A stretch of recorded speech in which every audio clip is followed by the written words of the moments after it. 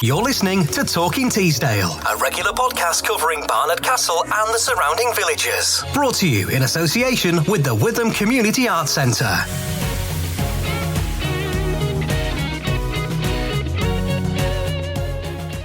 Welcome along to the Talking Teesdale podcast once again. I'm Stuart Laundy. And I'm Jane Woodward. How are you doing? I'm all right, Stuart. This is a new location for us. We find ourselves in somewhat diminished circumstances temporarily this week. Yes. On the basis that part of me wants to say that we're having a new studio built. That sounds very posh. Which sounds probably better than we're having the attic done out. All for a new studio. Yeah, well. I mean, you are taking it a bit far this time. You're on about me being a diva. So anyway, if you hear some banging and clattering or the sound of a circular saw in the background, that's what it is.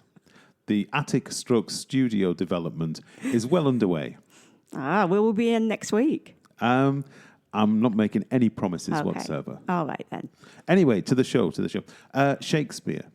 Yes. You a fan? Yeah, I remember doing Shakespeare at school. Which ones did you do? I did Much Ado About Nothing. But then I have just been through Romeo and Juliet with Lewis, and then they changed it in the curriculum, so we've just done Macbeth. I see. Julius Caesar. Right. Was mine. Enjoyed Julius Caesar. Mm-hmm. We did Othello as well.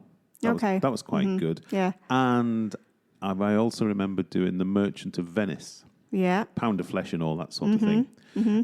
All of which stands us in no stead whatsoever for this week because we're talking about The Tempest. Right. No, it's not one that I know. No, apparently it's about two brothers who fall out. When's that ever happened before? The Kinks, Oasis. Popular theme, anyway. Yes. We'll be chatting to Ollie Smith, who runs the Witham Youth Theatre, and that's the production that the junior group's putting on, and it sounds really interesting, actually. It does, yeah. And then a bit later on, we'll be chatting to the mayor.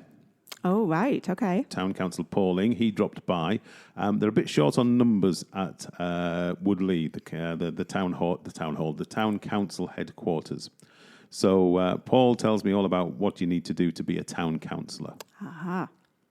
Interested? No. Me neither, probably. And then you'll be back a bit later on with all good things about what's coming up. I will, yes. But first, on with the show. Hi, I'm Jim. And I'm Sheila. We're volunteers at the Witham. And you're listening to Talking Teesdale with Stuart and Jane. So we're talking Shakespeare on the podcast this week because on Thursday the 19th and Friday the 20th of June, the Witham Youth Theatre Juniors are performing Shakespeare's The Tempest. Now, that's one of Shakespeare's later plays, and it's the story of the betrayal of Prospero, the bookish Duke of Milan, who uses magic to try and reclaim what's his from his brother Antonio. I caught up with youth theatre leader Ollie Smith a couple of days ago to find out more. So I'm with Ollie Smith, who is the leader of the Witham Youth Theatre. And if the name and the voice sound familiar when Ollie starts speaking in a minute, it's because he has something of a past connection with what I'm guessing was the Turrets back in the day for you, was it? Yeah, the Turrets Youth Theatre, which I joined in, I think, 2000 or 2001, back when I was 13 maybe, or something. One of my best friends in school, his mum was running the youth theatre, Jill Cole. Yeah. So I joined. I hadn't done a lot of drama before. I'd done a little bit at school. But all my friends were really into it, so used to come down here, Thursday nights at 5:30, long before the renovation of the Witham Hall. And we sort of performed all over the place. We didn't really perform here. We perform at Mickleton Village Hall. We performed in the Auction Mart. We perform out on the street at like Scartop or the Durham Dale Centre over in Weardale. And we took a couple of shows to the Edinburgh Fringe Festival, which were the big things that Jill managed to achieve when she was running the youth theatre. Yeah. So it costs a lot of money to do that now, even more money than it did then. So I don't know if that's on the agenda for us, but it'd be nice to dream that we could do that. So had you been bitten by the sort of youth theatre acting bug before you came to the Turrets, or was it really being part of what was going on here that fired the imagination? I definitely had a sort of predisposition for drama, but there wasn't a lot of provision. So it was coming out in sort of ebbs and flows where it could find an avenue. So yeah, it was a big deal that there was a youth theatre here. I mean, I went into a sort of creative profession. I'm a filmmaker, and I've been involved in sort of amateur theatre my whole life, or since then anyway. It's a big part of my identity, that to think that it just wouldn't have probably happened being in like a rural area like this without that little tiny youth theatre. I was lucky when I went into like year 10 at school, started my GCSE year. I got a great drama teacher at Teesdale School. And then I was doing both things. It was just like my whole life. I was doing, I was in like all the school plays. I was doing GCSE drama. I was making films in my sort of free time, and then I was at youth theatre. I was basically just doing play to play to play to play to play. My whole school year was just, I was always in a play, and I would help out in like the Castle Players summer productions. They would occasionally invite like kids to play, either children or crowd parts. So I'd do that in the summers as well. So it was like, yeah, all encompassing. And so here we are, several years later, and you're now running the thing. You're now running the youth theatre here at the Witham, and the reason we're chatting is you've got a production coming up of Shakespeare's The Tempest. I can't remember them doing a Shakespeare in the recent past. So what gave you the idea to tackle the Bard? Well, it was a big feature when I was in youth theatre, and there's a few logistical reasons for that, which are there's a ton of characters in the plays. The plays are really malleable if you're going to cut them, because they're sort of 2.5 hour, 3 hour plays. You can, when you cut your own version, you can re-weight the parts so that it's more equal. So rather than have like two massive roles and then a bunch of supporting roles, they all sort of start to even out a bit depending on how you can steer it. And I always just really enjoy doing it because it's great for actors for many reasons. Firstly, because of the challenge of getting the meaning across, forces you to concentrate a lot on how you're saying things to make the audience understand. You kind of have to be good or it's not going to be understood. And then they've got, well, the great stories, the great character arcs that you don't always get in a contemporary play or a play for children in particular. You're not going to get some big emotional catharsis that you do get in Shakespeare. And then it has a sort of, I think it has an educational value, it has a historical value. You don't have to pay to, put the play on, which is also a bit bonus for an amateur company and for a youth theatre. So there's far more reasons to do it than to not do it, for sure. And out of all of Shakespeare's plays, why The Tempest? Why not a Julius Caesar or an Othello? Or... Yeah.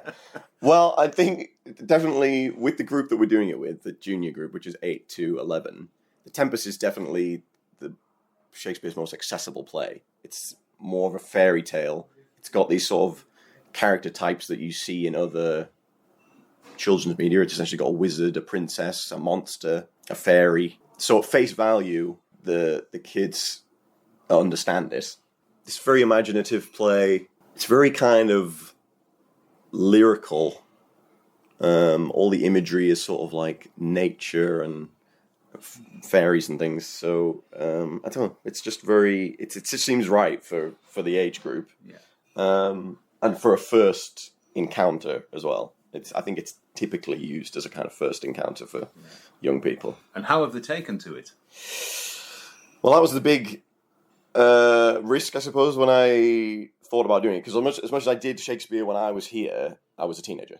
I had seen Cutherston Primary School do a production of Macbeth and a production of A Midsummer Night's Dream.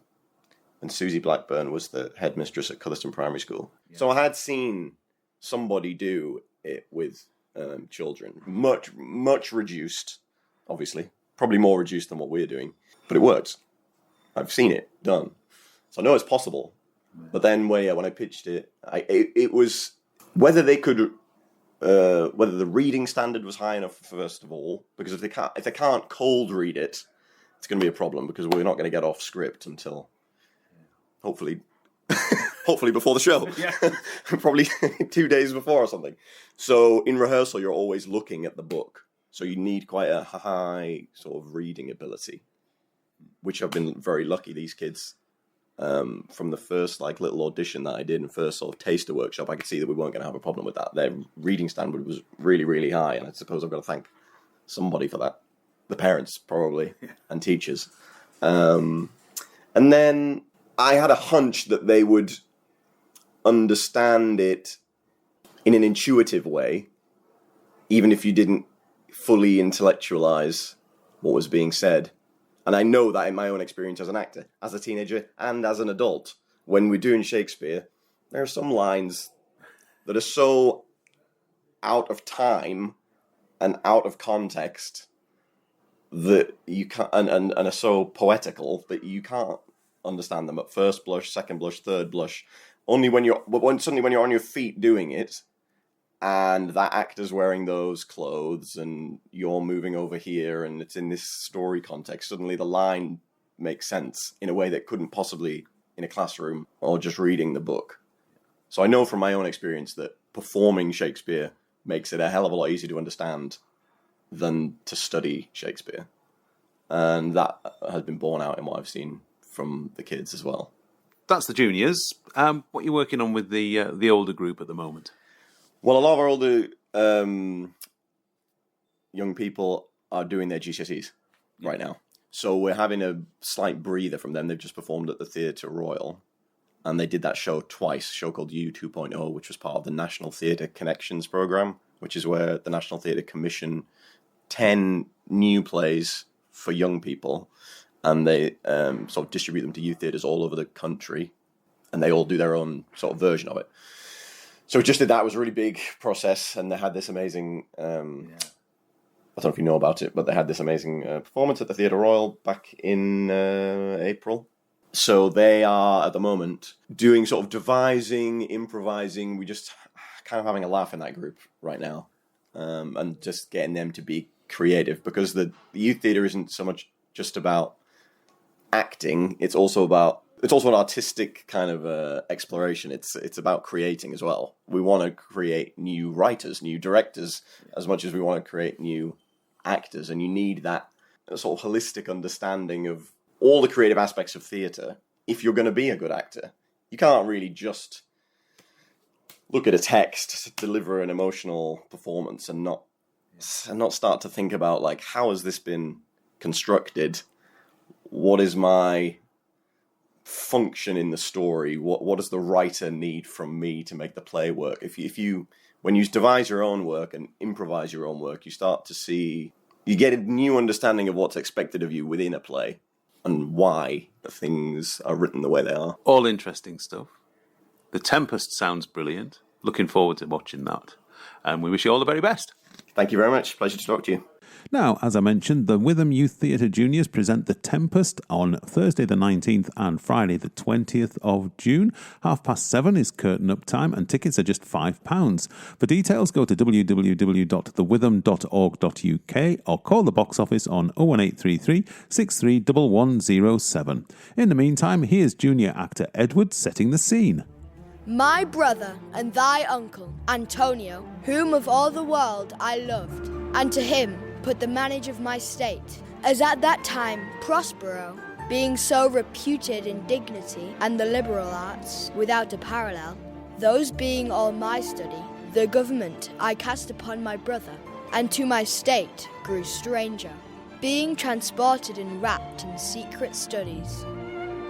Being once perfected how to grant suits, how to deny them, who to advance, and who to trash for overtopping, having both the key of officer and office, set all hearts in the state to what tune pleased his ear, I, thus neglecting worldly ends, but by being so retired, in my false brother awaits an evil nature, he being thus lauded, not only with what my revenue yielded, but what my power might else exact. He did believe he was indeed the Duke.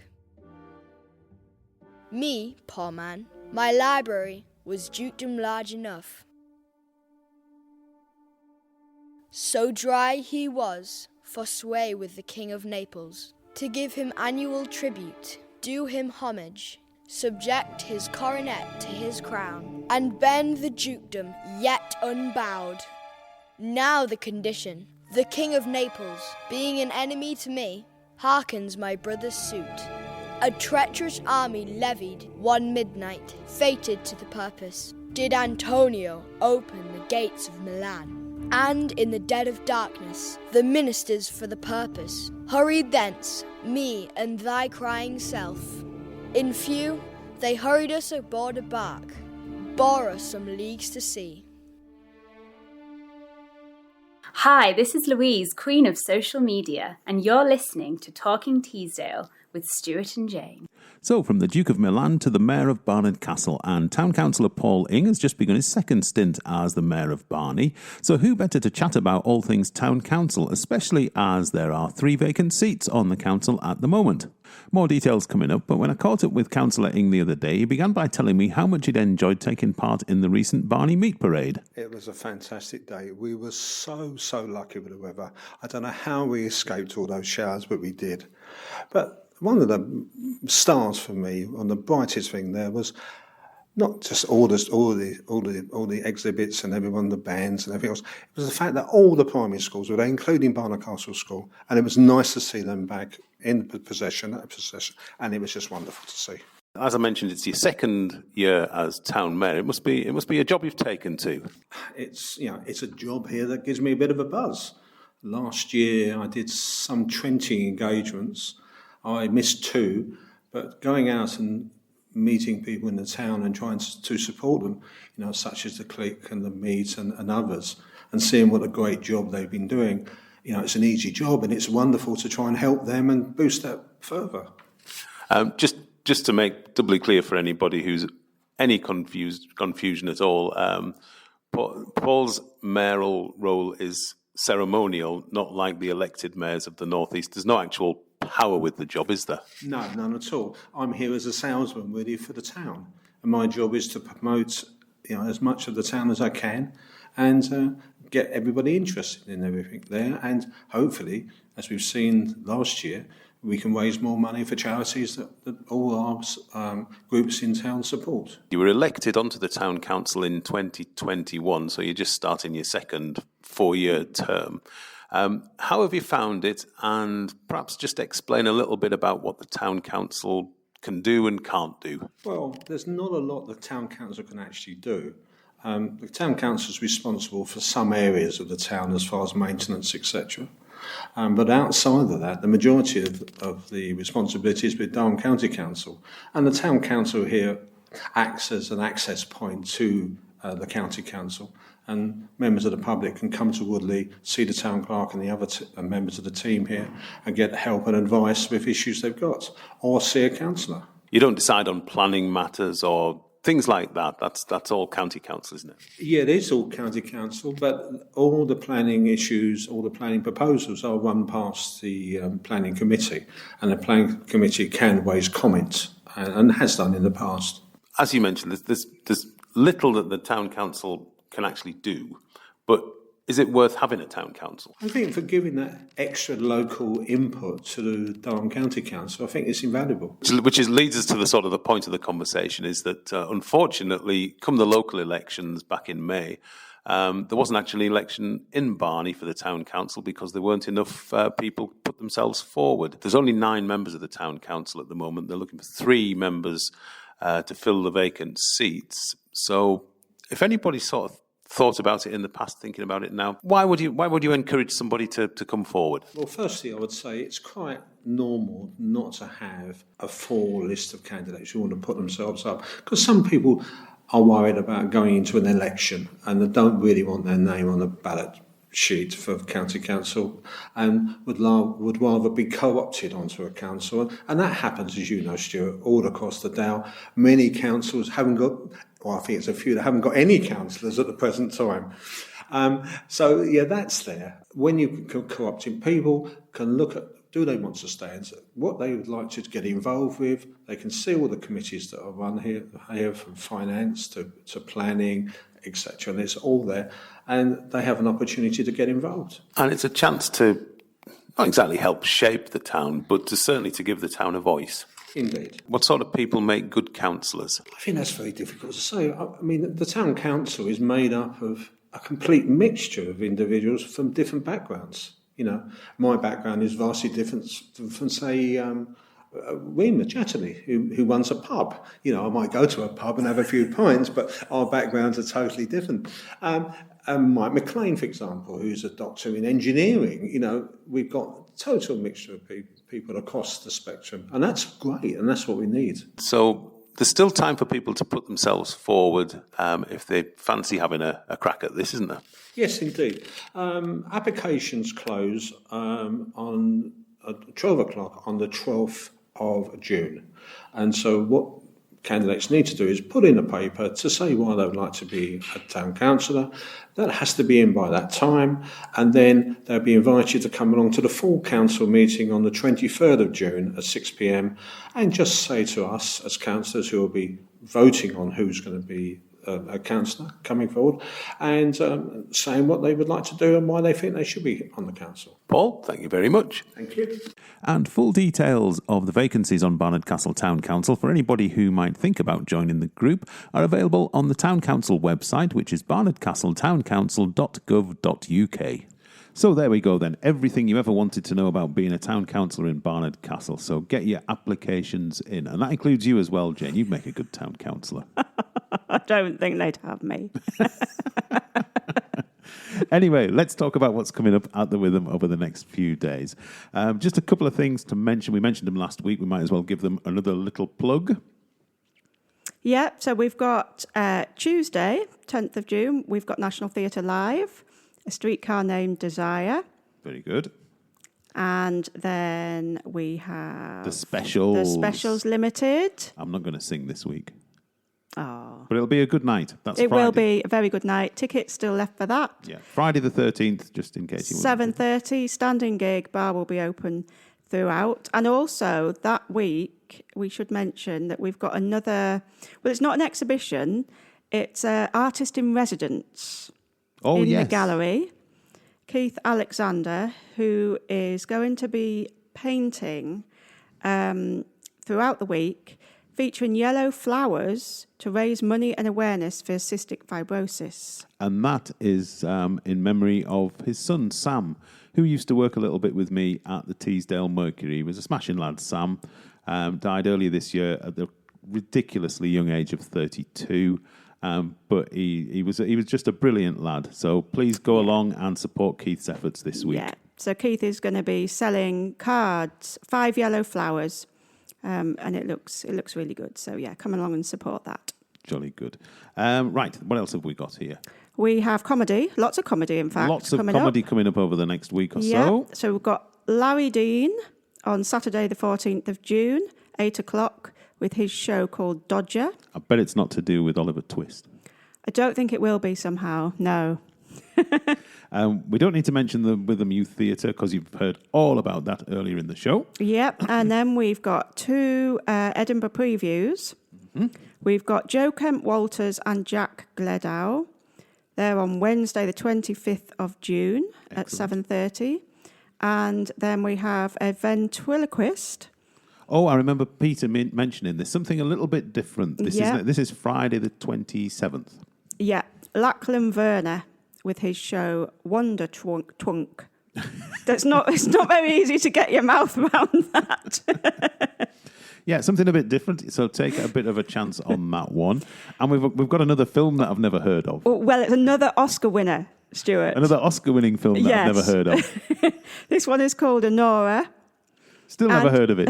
It sounds a bit like a Pretty Woman kind of story. All right. Yes. So it's a young sex worker from Brooklyn gets her chance at a Cinderella story when she meets and impulsively marries the son of a oligarch. Oh. Yes. I was going to say it was exactly the same as What's It, but it sort of veers off into its own little plot thing there. Yes. But come along and watch that. Do you know when Pretty Woman was made? It was in the 90s. 1990, 35 years ago. Can you believe that? Oh, it is a good film. Are you a bit of a Richard Gere fan on the quiet? He's old now. He's even older than me. don't know. And then a quick mention, on Saturday the 28th, there are Midsummer Melodies from No Added Sugar, and they will be the guests on next week's podcast. I look forward to that. I'm popping along to their rehearsal on Tuesday night, so with a bit of luck. Oh, are you going to be joining them? I'm not, but if I can remember which wire goes into which plug hole, I'm going to try and record a bit of singing. You're singing? Not my singing. People who can sing. So that should be something good to look forward to there. Right, good. So where can we find out about all these lovely things that are on at the Witham? By going on the website. Which is? www.thewitham.org.uk. Or alternatively, you can call the box office on 01833 631107. Now, to finish with, I've got a cracking little song. Right. And you can join in with this one as well. It's a shame, because we've got a Shakespeare thing going on this week. Have you seen the film Kiss Me Kate? I haven't seen the film, but I did actually play in the orchestra at school when we did a production of Kiss Me Kate. So you'll know all about Brush Up Your Shakespeare then. Start quoting him now. Brush up your Shakespeare, and the women you will wow. So I thought we'd finish with that one. Right, very good. One of Cole Porter's finest. Fabulous. So we'll, on that bombshell, yes, we'll say cheerio. Bye. And girls today in society go for classical poetry. So to win their hearts one must quote with these Aeschylus and Euripides. But the poet of them all, who will start him simply raving, is the poet people call the Barnard Stratford-on-Avon. Brush up your Shakespeare, start quoting him now. Brush up your Shakespeare, and the women you will wow. Just declaim a few lines from Othello, and they'll think you're a hell of a fella. If your blonde won't respond when you flatter her, tell her what Tony told Cleopatra. If she fights when her clothes you are mussing, what are clothes much ado about nothing? Brush up your Shakespeare, and they'll all kowtow. Better mention the Merchant of Venice, when her sweet pound of flesh you would menace. If her virtue at first she defends well, just remind her that all's well that ends well. If she then wants an all by herself night, let her rest every 11th or 12th night. Brush up your Shakespeare, and they'll all kowtow. If you can be a ham and do Hamlet, they will not give a damn or a damlet. Just recite an occasional sonnet, and your laugh will have honey upon it. When your baby is pleading for pleasure, let her sample your measure for measure. Brush up your Shakespeare, and they'll all kowtow. The wife of the British ambassador, try a crack out of Troilus and Cressida. If she says she won't buy it or take it, make her take it once more as she like it. If she says your behavior is heinous, kick her right in the Coriolanus. Brush up your Shakespeare, and they'll all kowtow. Think'st thou, and they'll all kowtow.